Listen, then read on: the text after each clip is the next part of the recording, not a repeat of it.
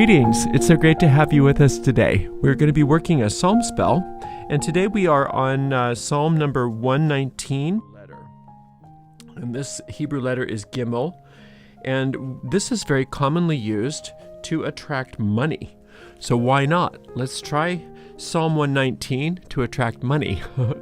So how we work these psalm spells is quite simple. We go through them once, and we say the entire psalm out loud.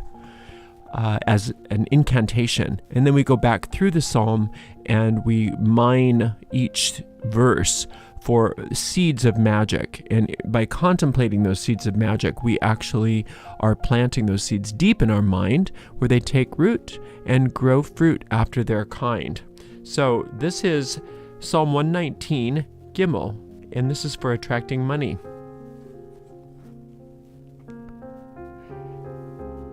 Deal bountifully with thy servant, that I may live and keep thy word. Open thou mine eyes, that I may behold wondrous things out of thy law. I am a stranger in the earth. Hide not thy commandments from me. My soul breaketh for the longing that it hath unto the judgment at all times. My soul breaketh for the longing that it hath unto thy judgments at all times. Thou hast rebuked the proud that are cursed, which do err from thy commandments. Remove from me reproach and contempt, for I have kept thy testimonies. Princes also did sit and speak against me, but thy servant did meditate in thy statutes. Thy testimonies are also my delight and my counselors. All right, so let's look at these verses and see if we can get some of that magic flowing. All right. Deal bountifully with thy servant, that I may live and keep thy word. Well, who are we addressing here? We're addressing God.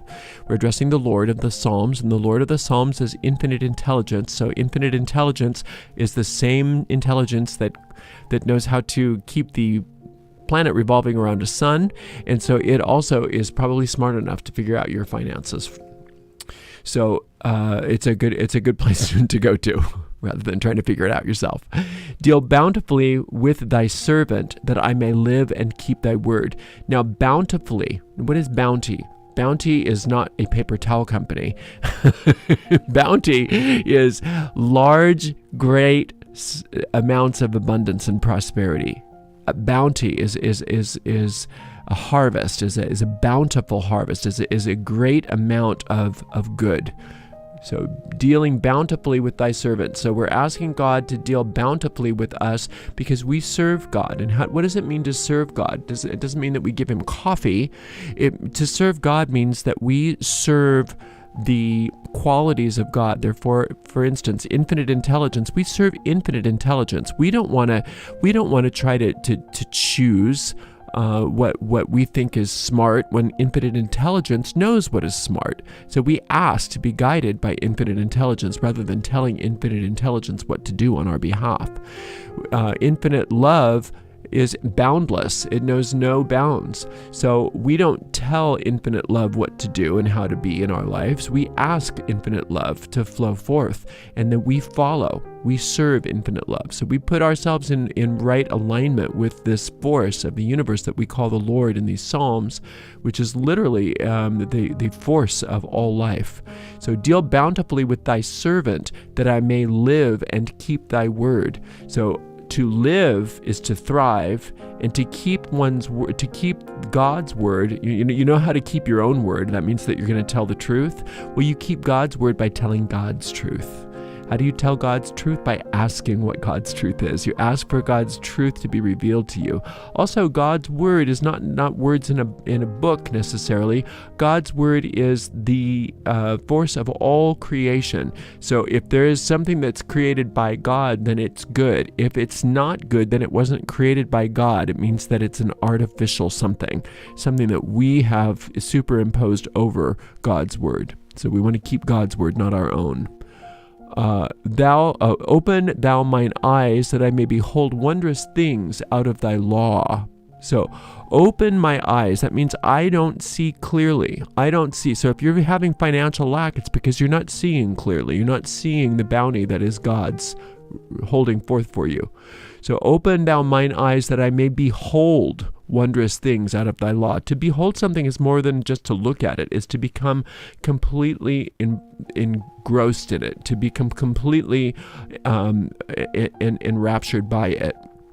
So you want to be completely beholding wondrous things out of God's law. Well, what is the law of God? God's law, the primary law of God, is cause and effect, and God is the cause, and everything else is the effect.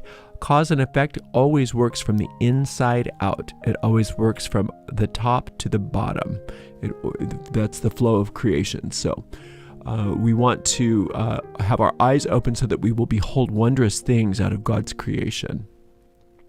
I am a stranger in the earth, hide not thy commandments from me. So to be a stranger in the earth is to confess that this is not our home. This earth is not where we actually dwell. We dwell in a much more exalted place where we are at one with God at all times, and that's our true home. And so I'm a stranger in the earth, hide not thy commandments from me. Well, what are God's commandments? God's commandments are simply that which are the qualities of God themselves. So to hide not God's commandments from you, the only way that God doesn't hide anything. God is completely 100% revealed. So God doesn't hide anything. Even that which is occult is not hidden from you. It's that you don't know how to find it. And that's usually because of the fact that you're turning your eyes away from God by coming up with your own ideas, by coming up with your own ways of doing things. So to hide not the commandments from me, to hide not thy commandments from me, is simply acknowledging the way that God doesn't hide his commandments from us is when we allow ourselves to be shown, when we allow ourselves to be led, when we allow ourselves to be taught. My soul breaketh for the longing that it hath unto thy judgments at all time. So my soul breaketh for the longing that it hath unto thy judgments at all times. So your soul will long for God's judgment anytime that you're seeing your own judgments instead. Anytime that you superimpose your own judgments over the world, and instead of receiving God's judgment, you're going to be not happy. Your soul is going to feel break like it's breaking and longing. So all you have to do is ask. You always have to be ready to say, I'm willing to forego the lesser for the greater. I'm willing to let go of my own ideas in favor of God's ideas. Thou hast rebuked the proud that are cursed, which do err from thy commandments. Well, who are the proud that are cursed, that are erring from God's commandments? All of those thoughts inside of our own minds that think, I can do this better, I know what I'm doing, thanks God, I'll take it from here, those kind of thoughts.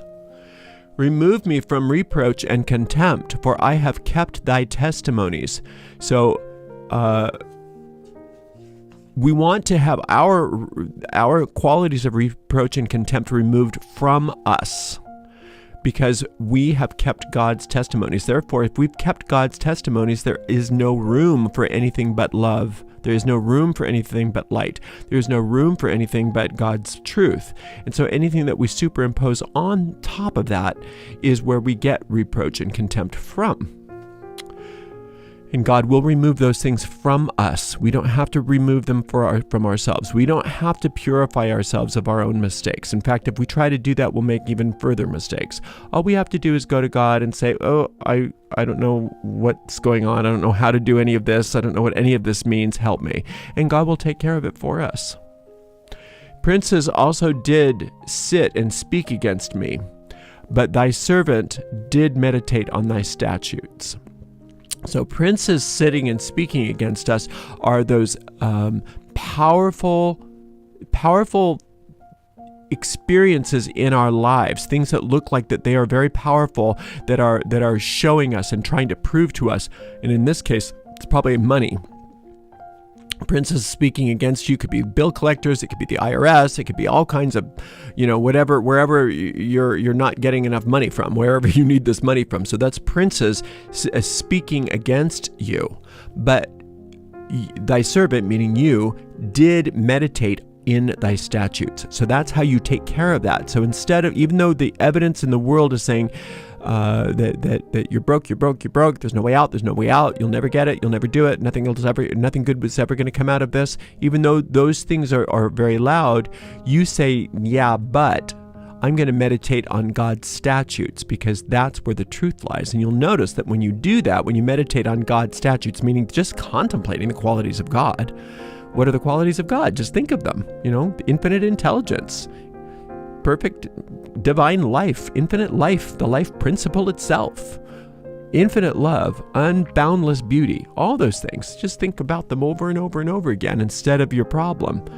And that's going to start to actually dissolve the problem, because thy testimonies also are my delight and my counselors. So you're going to find that you will be led and guided every step of the way when you turn your mind toward the statutes of God. The statutes of God is simply the qualities of God. The qualities of God. Think about the qualities of God, and that's the way out of this problem.